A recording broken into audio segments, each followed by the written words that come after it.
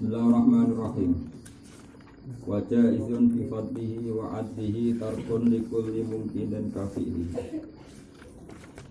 Wa jaizun lan iku wenang, maknane wenang usah. Kau enggak berhalangan. Wa jaizun lan iku wenang berhak fi fadlihi kelawan atas nama fadli Allah. Anugerah Allah, wa adlihi lan atas nama adili Allah. Ya adil itu ya menggunakan suatu yang miliknya sendiri disebut nama adil. Tarkun utawi ninggal apa wae, tarkun utawi ninggal apa wae. Terus baca izin khabar muqaddam tarkun mubtada napa muakhar. Wajah itu nani kewenang bi fadlihi kelawan fadli Allah, sifat anugerah Allah wa adli dan adili Allah. Tarkun te ninggal apa wae, ninggal likul mungkin. Maring saben-saben barang sing berstatus mungkin. Mungkin itu boleh wujud, boleh nabati tidak kafilihi kaya dene nglakoni mungkin. Terus misalnya contoh gampang, Allah nggak bumi itu sifat jaiz. Andai kan tidak ada bumi juga nggak ada apa-apa, karena tetap barang mungkin. Ketika setelah wujud itu status ketiadaan bumi juga masih mungkin, karena wujudnya bumi bukan wujud sing wajib, bukan wujud sing wajib.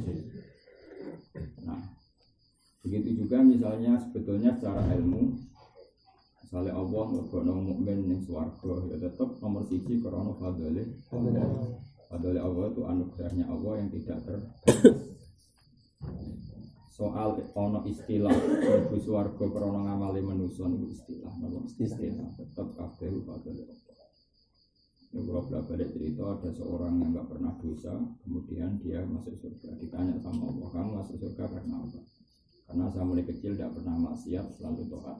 Kata Allah, berapa tahun umur kamu di dunia? 80 tahun. Ya sudah, surga kamu 80 tahun.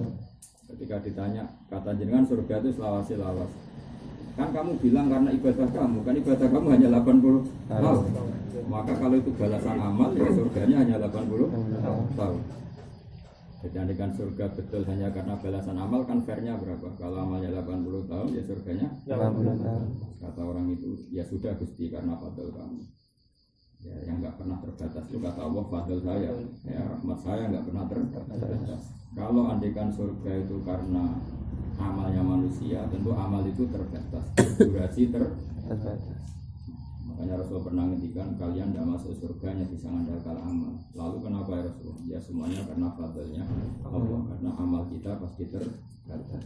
Padahal surga tanpa itu namanya fadl. Jadi terus kedua begini, kalau misalnya Allah melakukan sesuatu yang manusia itu merasa dirugikan, itu tetap Allah tidak zalim karena yang dilakukan itu miliknya sendiri. Kenapa? Miliknya sendiri. Alam raya semua ini kan miliknya Allah. Tentu ketika Allah melakukan apa saja nggak pernah zalim karena melakukan sesuatu yang pada miliknya sendiri. Karena yang dikatakan zalim adalah melakukan sesuatu pada milik orang lain. Paham ya? Nah itu namanya zalim, apa? Tapi kalau miliknya sendiri mau katakan zalim gimana? Wong miliknya sendiri ya terserah gue, terserah. Misalnya ada piring 3. Piring 3 itu milik kamu. Yang satu kamu pakai wadah nasi, yang satu kamu pakai wadah kerupuk, yang satu kamu pakai ada obat nyamuk.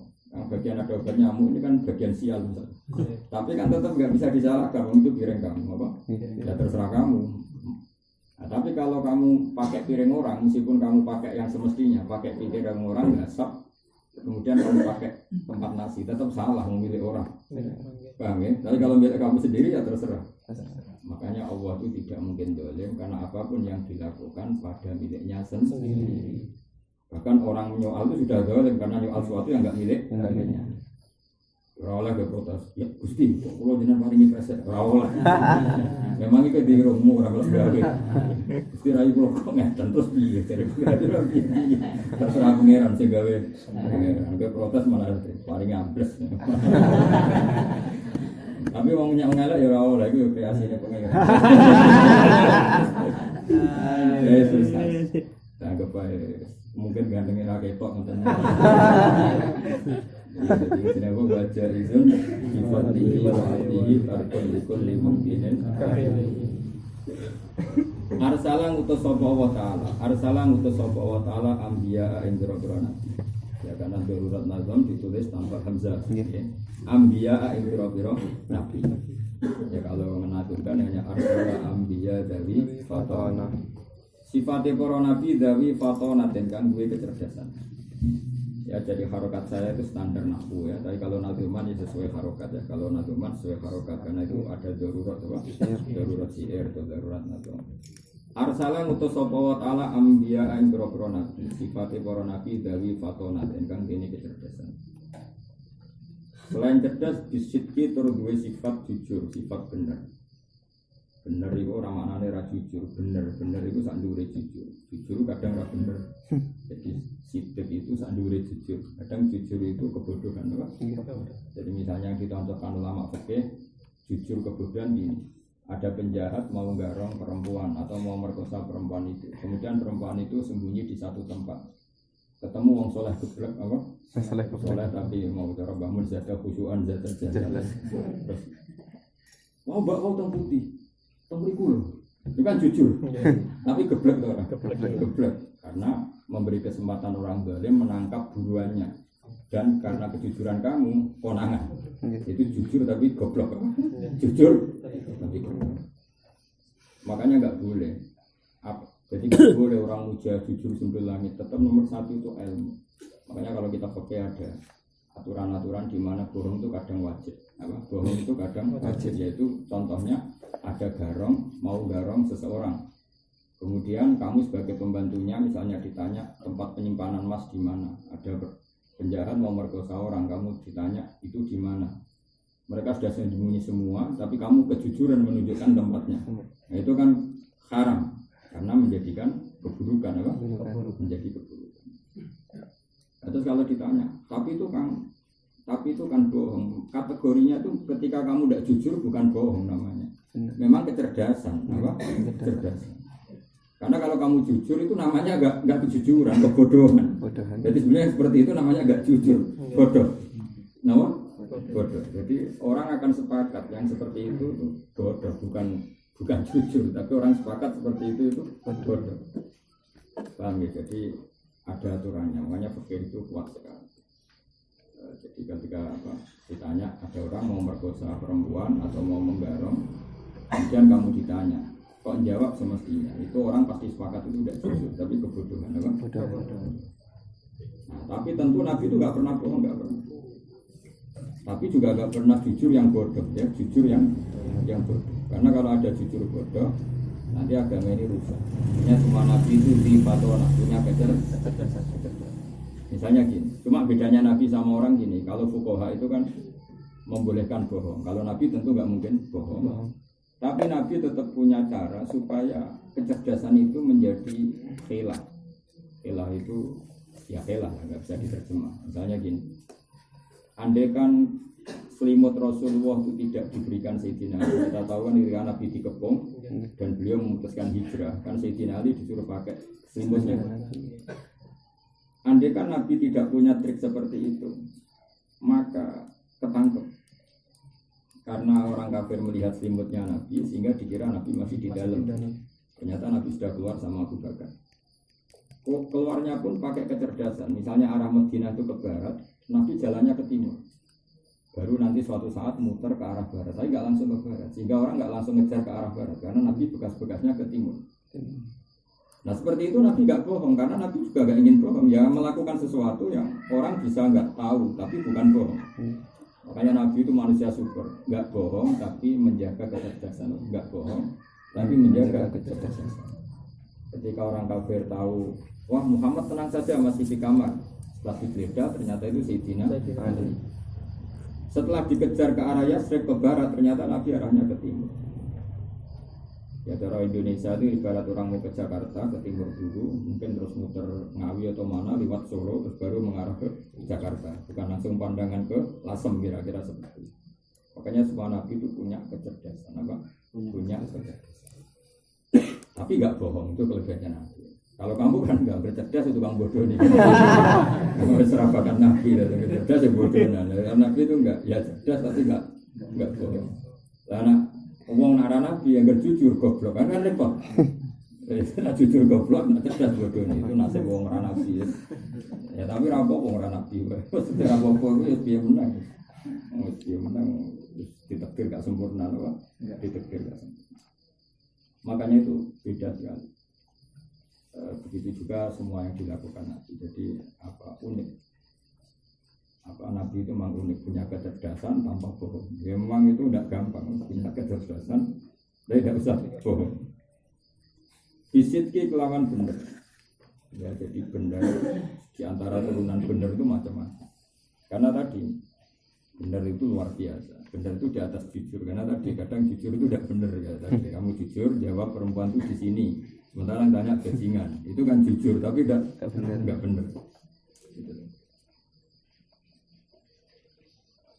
Wa tablighi lan kudu nyampe no risalah. Jadi syaratnya Nabi menang nyampe no risalah. Enggak boleh Nabi menyembunyikan ilmu. Wal amanati lan kena dipercaya. Ya tentu di antara sifat Nabi itu bisa dipercaya. Bisa dipercaya itu bukan sekedar jujur. Dia sanggup menerima beban, itu juga bisa dipercaya. Misalnya gini, ada orang jujur tapi goblok. Kan untuk orang Wahab gak bisa dipercaya. Bener jujur tapi orang iso mocok. Amanat itu artinya apa? Punya kemampuan menerima beban apa? Punya kemampuan menerima beban. Jadi selain jujur, punya kemampuan menerima beban. Makanya semua nabi itu harus saja, harus kuat. Karena kalau tidak kuat, dia tidak jujur. Artinya dia nggak kuat menerima kebenaran atau bertanggung jawab terhadap proses apa? Kebenaran. Wajah izun fi haqqihim min aradin bi ghairi nafsin ka qafi fil marad. Wajah izun lan iku menang, manane wenang usah fi haqqihim dalam haqqi para nabi min aradin utawi sifat kemanusiaan. Sifat sing anyar teko manane sifat kemanusiaan. Semua nabi bagaimanapun hebatnya mereka manusia, maka boleh punya sifat basyariah. Tapi syaratnya biwairi naksen kang orang ngurangi derajati para nabi. Biwairi naksen kang orang ngurangi derajati para nabi. Ka khofi fil marodi kaya lara sing ringan. Ka khofi fil marodi kaya lara sing ringan. Jadi ini yang diyakini Sayyid Marzuki. Jadi hampir semua ahli sunnah sepakat semua nabi itu boleh sakit, tapi hanya ringan. Misalnya ya pilek ya saka dari terus pilek terus meler nabi loh. Terus nabi kok waktu terus. Iya ora pantes karena nabi di mana-mana itu dokter bagi umatnya. Nah ini dhewe terus meler terus pilek kan ora lucu. Pomene jare kok cerita Nabi Ayub jare budikan terus dikukur nganti bewer-bewer terus dikukur mek kuku ra cukup dikukur mek krewek terus sampai diasingkan di hutan karena masyarakat orang kuat baunya itu semua Israiliyat. Cerita itu enggak benar ya. Israiliyat itu cerita yang bohong-bohongan biar orang melecehkan para nabi. Keyakinan ahli sunnah semua cerita itu enggak benar. Makanya saya Marzuki mengatakan boleh sakit tapi kafofifil marodi itu sakit yang ringan. Oleh lah nabi ukuran raine kabeh ora oleh nabi kabeh gak andel lucu sing delok sakake kabeh nabi anta samsun kabeh nabi bercahaya ora oleh nabi ukuran ora oleh ukule rata ora oleh jadi boleh sakit kafofifil kemudian nabi budikan ora ono nabi ngono ya. Jadi cerita-cerita yang kadang-kadang ada kiai-kiai cerita itu Israiliyat. Jadi kita enggak boleh percaya. Tapi rasa donos biasa, ben pidato sak uni-uni niku. Tapi kita tidak boleh percaya. Itu keyakinan ahli sunnah apa? Itu sama lihat di sarah-sarah itu. Wa mawaruda min qissati Ayub fa batilatun. Cerita Ayub yang seperti itu berlebihan semuanya itu batal. Artinya enggak benar. Makanya Sayyid Marzuki tegas wajah izun fi haqqihim min aradi fi ghairi nafsin ka fi fil maradi.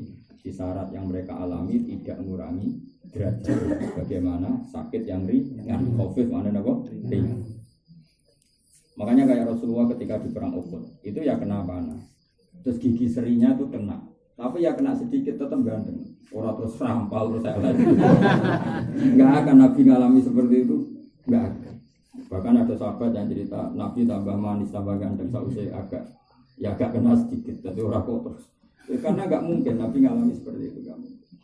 Ya, jadi semuanya biuriri nafsin Kakofi fil marad itu jadi boleh sakit diwiri naksin kelan tanpa kurang atau mengurangi derajatnya kakofi fil marad kaya lara sing ringan. Jelas ya, jadi ini harus sampai pegang. Gak boleh cerita seperti Ayub begitu, itu tidak boleh. Tapi kalau ada cerita sebenarnya ini gue kegiatan, paham? Tapi kita harus yakin cerita itu fabatilah, kenapa? Karena tadi bahwa Ayub mengalami ujian itu iya, tapi ada se-ekstrim itu. Bahwa Ayub mengalami ujian itu iya, tapi tidak se-ekstrim itu. Ayub sendiri ngakui anni masaniyat duru wa anta arhamur ya, tapi durunya agak sampai dipukul-pukul nentek terus nganggo kreweng. Sono sete jaran ape salat sete diduno kok ape salat lah kapan dakwahe nek sampean munggahno ngedono set terus saya mulang itu kapan kegiatannya menapa ngedono set galakno set bangune wong nganggur to ngono iki gitu ya kok tobat mulane uripe ra barokah nabi nggo rasan-rasanan. Karena kalau jadi nabi aja tersinggung. Asem iki iku ngono. Lho enggak misalnya kan jadi nabi aja nggo rasan-rasanan ning podium ngalor ngidul kan yo gelo. Cuma untungnya nabi wapian to. Cara kowe dadi nabi, tapi kowe arang-arang nabi kan. Paham. Makel kok darane kok gudikan. Isen. Ora gudikan darah di gudi wong sing gudikan darah di gudikan nek isen nang ora gudikan darah di kan kok napa itu enggak benar ya. Jadi keyakinannya dan Said Marzuki termasuk mujaddid, makanya termasuk nazuman di pondok-pondok di pelajaran kelas rendah, tapi semua ulama itu apalagi tetulah karena dikarang oleh orang alim alam mujaddid. Said Marzuki itu mujaddid dan belum ada sayyid senasab kayak Said Marzuki. Jadi beliau kayak Syekh Abdul Qadir Jilani, Hasaniyun wa Husainiyun. Jadi Said Marzuki itu orang yang nasabnya sempurna. Kayak Syekh Abdul Qadir Jilani itu ya Hasaniyun ya Husainiyun. Jadi jalur abahnya turunannya Said Hasan, dari ibunya Said Hasan. Jadi jarang mujaddid yang Hasaniyun wa Husainiyun kayak Syekh Abdul Qadir Jilani dan Said Marzuki. Dia yang ngarang kitab kita. Makanya beliau ngendikan Nadi mutilka Ahmadul Marzuki mayantami Sadiqil Marzuki. Bahwa yang nadumkan ini saya namanya Marzuki, Ahmad Marzuki. Saya adalah orang sing yantami, nasab saya sampai Sadiqil Marzuki. Maksudnya Rasulullah yang sodik, yang benar dan yang bisa dibenar. Makanya saya pernah bisa dibenarkan tuh orangnya harus kuat. Namun nggak boleh orang bisa dibenarkan. Makanya misalnya gini, ada seseorang Zaid bilang gini, saya berani melawan siapa yang boleh itu wakotala jauh itu Jalut yang Jalut itu Jalut. Misalnya kamu bilang gini, saya bisa membunuh Jalut. Oke, kamu orang yang benar, memang niat duel sama Jalut dan niat membunuh Jalut. Tapi kamu sendiri uret-uretan, yang kira-kira taruh pasti kalah. Berarti kan kamu bisa dibenarkan dalam komitmen membunuh Jalut, tapi secara faktual pasti kalah. Pasti apa? Kalah. Maka syarat Nabi itu bukan sekedar benar, benar, tapi bisa menanggung kebenaran itu. Maka yang bisa melakukan itu siapa? Daud. Nabi Daud adalah Nabi, dia yang punya kebenaran komitmen membunuh Jalut, dan dia punya kemampuan fisik untuk membunuh Jalut. Maka semua Nabi tidak sekedar benar, tapi kuat menanggung kebenaran itu. Kuat menanggung kebenaran itu. Makanya disebut inna wa astafahu alaikum wa zadahu bastatan fil ilmi wal jism. Semua nabi secara fisik juga harus kuat. Karena kalau tidak kuat, kalau punya komitmen pasti tidak kuat nanggung. Misalnya nabi itu soret-soretan budikan, terus ketemu Abu Jalal Bulam misalnya, wah itu disebel sewaduk melebat kocar-kacir. Enggak boleh nabi seperti itu, harus kuat. Makanya cerita tadi dianggap batilah, itu enggak benar. Karena semua nabi itu kuat melakukan kebenaran, komitmen melakukan kebenaran, dan kuat menanggung kebenaran. Kalau enggak ya tadi, misalnya ada santri urat-uratan siap melawan Belanda, tapi dengan fisik seperti itu kan orang juga bal-balan. Nah Nabi itu enggak seperti itu. Semua Nabi pasti mengalami wazadahu bastan fil ilmi wal jism, punya keluasan. Bastan mana apa? Keluasan, baik keluasan ilmu itu bisa analisis, bisa tesis, bisa apa saja. Ilmu pengetahuan, wal jism punya kemampuan fisik yang kuat. Makanya agak kebayang mana Nabi mengikudikan terus dolanan gudeg, dolanan tadi itu saya nggak boleh. Nah, kalau ada dia jadi itu sebenarnya, jadi rezeki nih Pak. Tapi kita yakin secara disiplin ahli sunnah seperti itu salah. Saya lebih percaya Said Marzuki yang bikin definisi semua cerita kesakitan Nabi harus biwairi nafsin kakofi fil maroti. Semua Nabi sakit itu syaratnya tidak mengurangi derajatnya sebagaimana sakit yang ringan kakofi fil maroti. Jelas. Ini harus ada ilmu biasa Pak. Orang ilmu lagi bengi itu biasa Pak. Ismatuhum utawi kajagane para nabi, terjaga dari maksiat, terjaga dari kehancuran itu kasa iril malaikat, kaya dene para malaikat. Jadi nabi itu maksumah, nabi itu semuanya maksumun, terjaga dari dosa-dosa. Wajibatun utai status keterjagane nabi itu hukumnya wajib. Jadi semua nabi terjaga dari melakukan dosa-dosa. Kalau yang dohirnya salah itu hanya dalam pandangan kita, tapi hakikatnya tidak salah. Wafa dolulan podo ngumbuli sopo poro nabi, wafa dolulan ngumbuli poro nabi al malaikat ing malaikat. Semua nabi derajatnya itu di atas malaikat. Ya tentu tadi bandingannya ketua musuh anggota. Jadi misalnya nyon sewu ya nabi biasa, nabi yang tidak rasul, apa? Nabi yang tidak rasul. Jangan bandingkan sama Jibril sebagai ketua malaikat. Ya yang awam musuh awam, yang menengah musuh menengah, yang atas kelas musuh atas. Ya itu semuanya tetap keren nabi. Apa? Jadi misalnya gini, ketua malaikat kan Jibril dibanding ketua nabi Rasulullah Muhammad sallallahu alaihi wasallam, tentu afdal kanjeng Nabi Muhammad. Tapi misalnya ada nabi yang tidak rasul, misalnya Daniel, apa Yosua, Yusa itu kan nabi benderanya Nabi Musa. Ya tapi tadi orang Yahudi mengenang sebagai Yosua, apa Daniel itu kan yang nama nabi benderanya Nabi Musa. Tapi ya tadi yang pakai itu hanya orang-orang Yahudi. Sarah istrinya Nabi Ibrahim yang pakai juga orang-orang Yahudi. Nah tentu jangan bandingkan misalnya bagaimana Nabi Yusa dengan Jibril. Ini kan nyun sewu kan awamul anbiya. Kamu musuhkan dengan ketua malaikat. Dia cara bandingnya jangan gitu. Yang ketua yang musuh apa? Ketua yang menengah yang musuh menengah, yang nyun sewu yang awam ya musuh awam. Enggak boleh kan bandingan seperti itu enggak fair, Pak. Bandingan seperti itu enggak. Tapi tetap terjaganya nabi dari dosa itu berstatus wajib kayak malaikat. Dan para nabi di keunggulan wa fadlul malaikat. Dan nabi itu mengungguli para malaikat. Lawal mustahilu tawi sifat mukhalu didukuli wajibin wali ane sifat-sifat wajib. Ya kita tahu kan sifat wajib 20. Berarti sifat mukhal ya 20. Ya, sifat wajib berapa? 20. Berarti sifat mukhal 20. Kalau Rasul sifat wajib 4, yang mukhal juga 4. Tentu itu yang wajib kita ketahui. Apa yang wajib kita ketahui?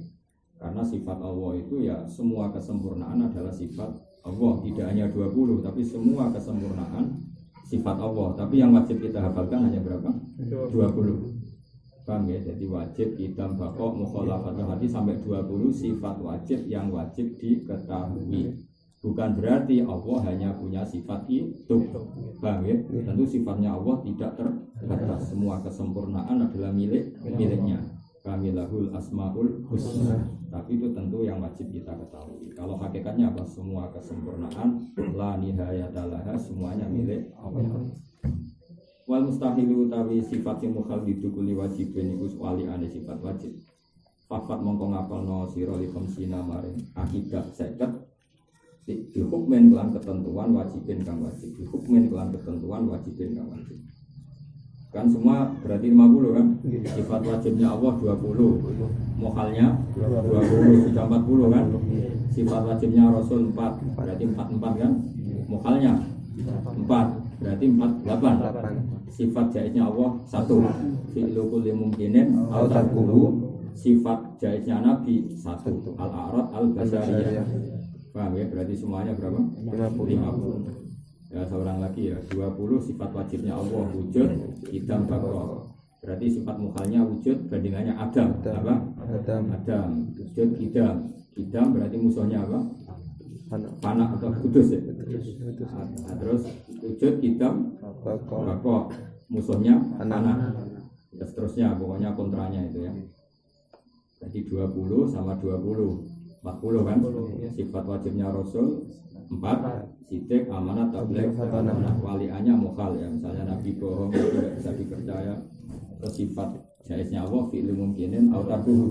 Allah tidak bisa diatur, berhak melakukan apa saja dan meninggalkan apa saja. Terserah pangeran. Terus sifat jaiznya Rasul boleh punya sifat basariyah. Tapi sarannya tadi diwiri nafsin. Jadi misalnya makan tuh halal, tapi orang dalam Nabi mangan rong piring gede-gede ya. Itu apa ya? Enggak punya harga diri kan, mau mangan rong piring nanti gede. Jadi misalnya rokok itu kok halal tenan, misalnya rokok halal, ya orang kebayang Nabi kok rokok dangan-dangan ya orang ngarang. Karena itu merusak derajatnya, Pak. Kemudian dolanan belum ini orang ngarang. Karena semua Nabi pasti apa ya, muruannya itu yang terbaik kan. Iwari naksin, kalau oleh bayang Nabi, kemudian bayang Nabi beanan ya orang ono. Ya semua yang dilakukan Nabi atau wataknya beliau semuanya biwai naksin yang kira-kira tidak mengurangi derajat beliau. Tafsiru khamsatin wa isrina lazim utawi perinciane 5 lan 20 iku lazimah.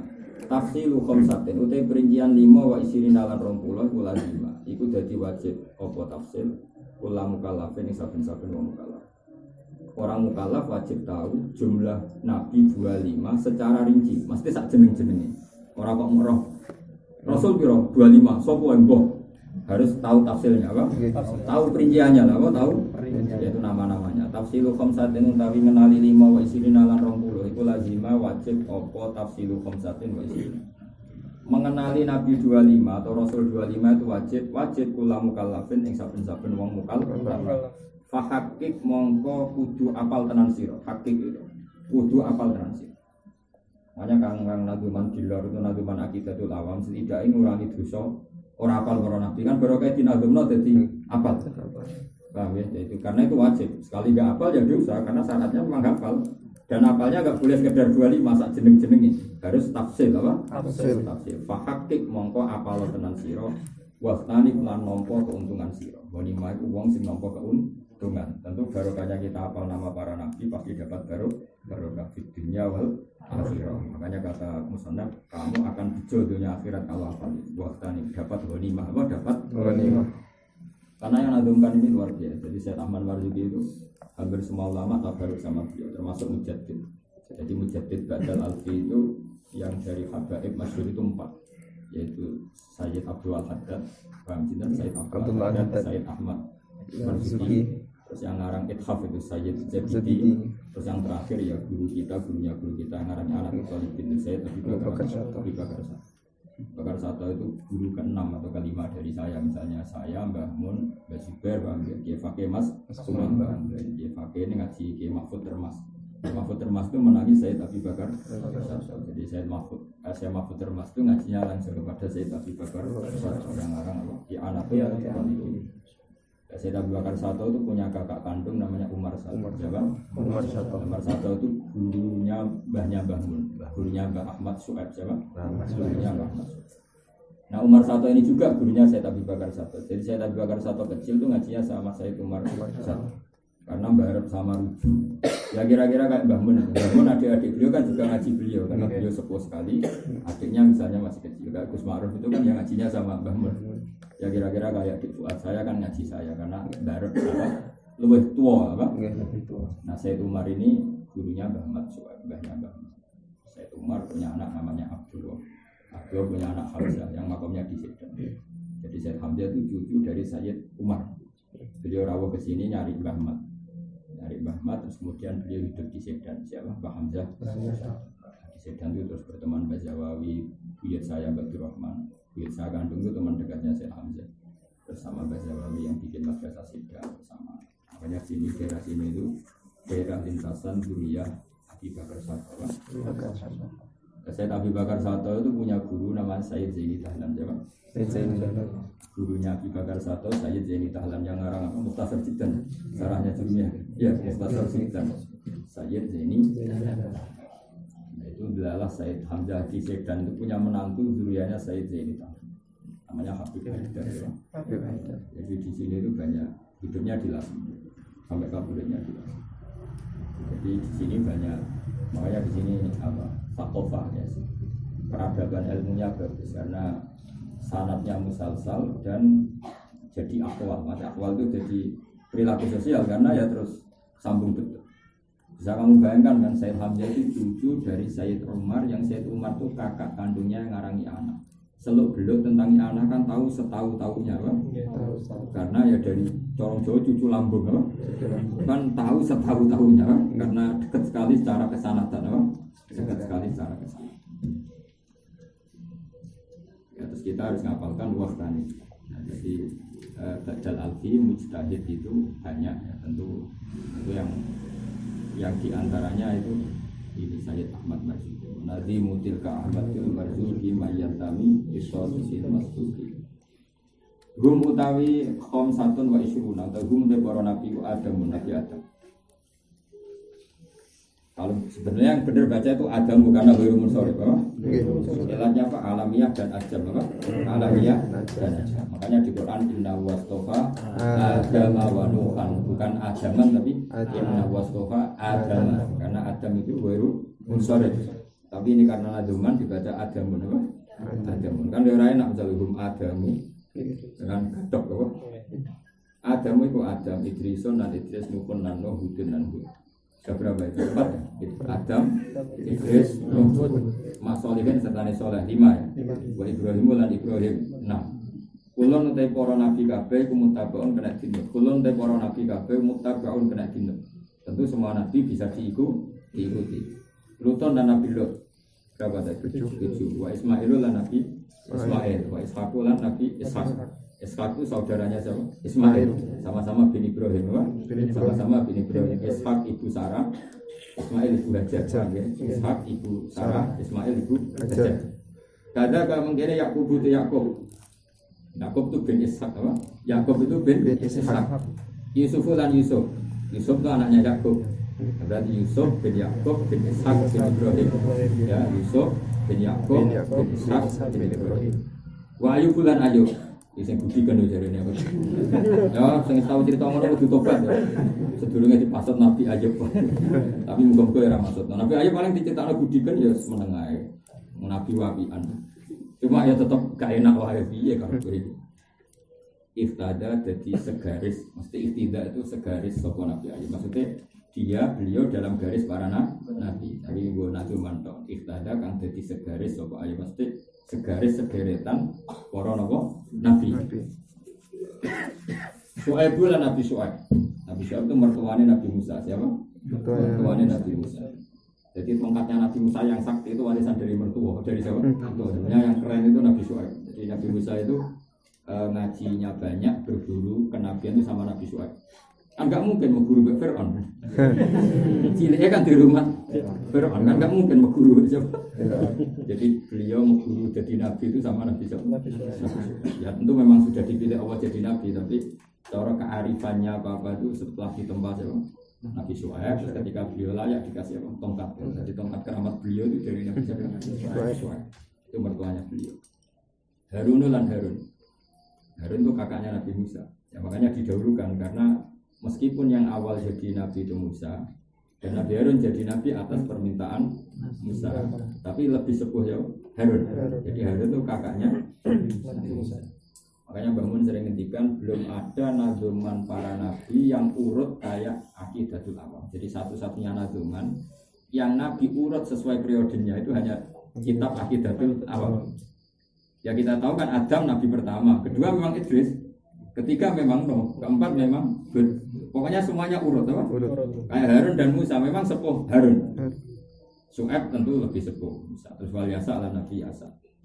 Dzulkifli itu sing dicel wal Yasa ala Nabi Yasa, Dzulkifl yaitu Nabi Dzulkifl. Yasa sama Dzulkifl itu beda. Wal Yasa terus badal Kifl lan Dzulkifl. Dawud lan Nabi Dawud, Sulaiman lan Nabi Sulaiman. Itaba ingkang anut sapa Sulaiman. Tentu Sulaiman itu posisi itaba ingkang anut sapa Sulaiman. Kan sepuh Dawud, kan? Karena Sulaiman bin Dawud. Sulaiman itu bin Dawud. Ilyasu lan Nabi Ilyas, Yunus lan Nabi Yunus. Zakaria lan Nabi Zakaria, Yahya lan Nabi Yahya. Yahya itu bin Zakaria. Isa lan Nabi Isa. Terus terakhir wa toha lan kanjeng Nabi Muhammad sallallahu alaihi wasallam sing gelar napa toha. Utai kanjeng Nabi toha iku khotimun Nabi penuh tok. Nggih Nabi penuh tok. Dak ninggalo sira napa? Dak ninggalo sira napa? Fi lamar napa? Dak ninggalo sira hoyan ing kelanjutan. Dak ninggalo sira hoyan ing kelanjutan. Kamu harus meninggalkan semua sifat keburukan. Masa ora apal nang doman itu apa? Ane kangkang wis ngapal teng lor wis pas yo piye wis keren begini nyebut nabi. Ya kan barokahnya naduman karena kamu tiap hari nyebut orang-orang soleh, itu tatana zalul barokat menjadi berkah turun. Kan barokahnya dinadumkan berarti Anda kan menyebut orang-orang soleh, bahkan di atas soleh yaitu para nabi. Alaihim ku tetap mengatasi para nabi, alaihim ku tetap mengatasi para nabi. As-sholatu wa rahmat azim wassalamu lan salam. Terus alaihimus sholatu wassalamu wa alihim lan uga-uga utawi sholawat itu ya ning keluarga-keluargane Nabi. Keluarga Nabi itu ada dua, ada yang gen kayak para habaib ini namanya keluarga Nabi karena gen. Atau keluarga karena kesamaan sifat yaitu al-ulama warasatul anbiya karena para nabi punya sifat alim dan tentu para orang-orang alim termasuk warasatul anbiya, para pewaris nabi. Paham ya? Atau misalnya gue kepengen jadi waris Nabi ya uripe fakir, aku ya fakir, ya pewaris, paham ya? Ada kesamaan apa?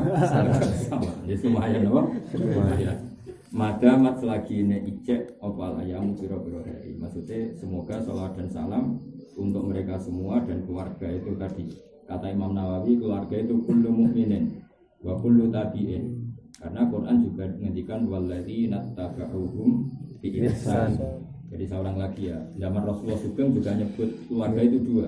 Kullu nasabin wasabin mungkotiun yaumal qiyamah illa nasabi wasabati. Jadi hubungan kita dengan Rasulullah satu kayak para habaib, para keluarga Nabi, dua karena kesamaan sifat. Nabi mukmin kita mukmin, Nabi suka ilmu kita suka ilmu, Nabi sholat kita sholat. Tentu semua ini menjadi berstatus pengikut. Nah pengikut itu ya keluarga besar beliau. Apa? Pengikut itu ya keluarga besar beliau. Disebut walladzina tabauhum bi ihsan. Maka masalah kini jawab yang berapa mana nih selawase. Ada.